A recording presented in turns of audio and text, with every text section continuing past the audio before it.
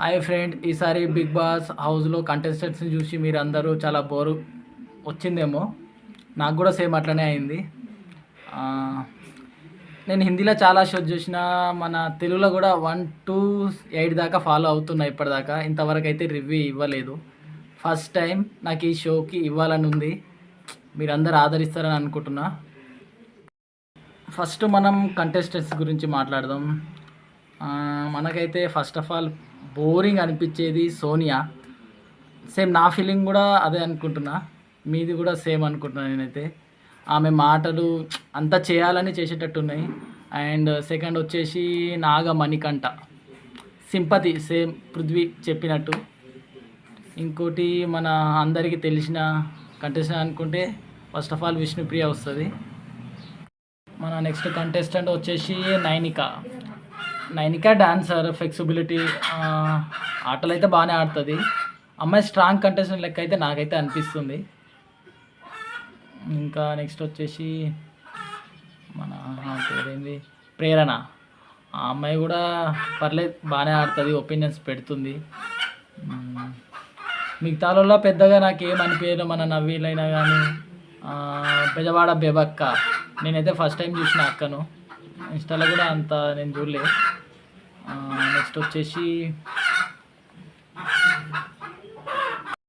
Next వచ్చేసి పృథ్వీ కూడా ఏదో ఫైర్ ఉంది, కానీ అది అవసరానికే యూజ్ చేయాలి. కానీ అవసరం లేకపోయినా కానీ ఫైర్ అయితే అది పెద్ద ఏమనిపించదు, తుస్సు అనిపిస్తుంది. అది ఎక్కడ ఆడాలో అక్కడనే ఆడాలి ఫైర్ని. ఎప్పుడు పడితే అప్పుడు వాడితే అది ఫైర్ కాదు, అది చేయాలని చేసేటట్టు వస్తుంది.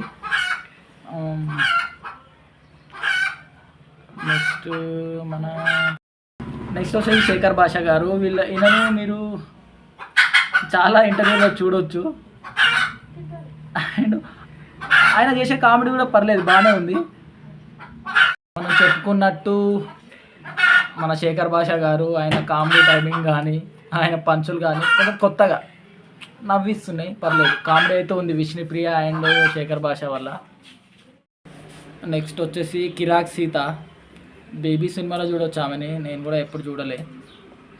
ఆమె కూడా అంత ఏమనిపించలే నాకైతే. ఇంకా మా టీవీ సీరియల్ బ్యాచ్ అయితే వచ్చింది, ఇక కామన్ అది. అండ్ ఈ 3 ఎపిసోడ్స్లో ఇప్పుడు హైలైట్ అంటే మన నాగమణికంఠ విగ్ ఒకటి హైలైట్. ఇంతవరకు నేను కూడా ఆయన రీల్స్లో చూసినా కానీ రియల్ హెయిరే అనుకున్నా. ఆ ఎపిసోడ్ చూసినప్పుడు అయితే నాకు ఇంతవరకు అదొకటి హైలైట్, ఆల్ సీజన్స్ల కంటే కూడా. నవ్వు అయితే ఆ ఎపిసోడ్ మొత్తం ఇన్ని రోజుల నుంచి నవ్వలే, కానీ అంత నవ్విన నేనైతే. మీరు కూడా సేమ్ నా ఫీలింగే అయిందేమో అనుకుంటున్నాను నేను. అండ్ మన లాహిర్లో మూవీలో హీరో వాళ్ళైతే పెద్దగా ఇప్పుడేమో కంటెంట్ అయితే ఇస్తలేరు, కానీ పాయింట్ టు పాయింట్ ఆయనకైతే మంచి క్లారిటీ ఉన్నట్టయితే మనకైతే తెలుస్తుంది. నెక్స్ట్ వచ్చేసి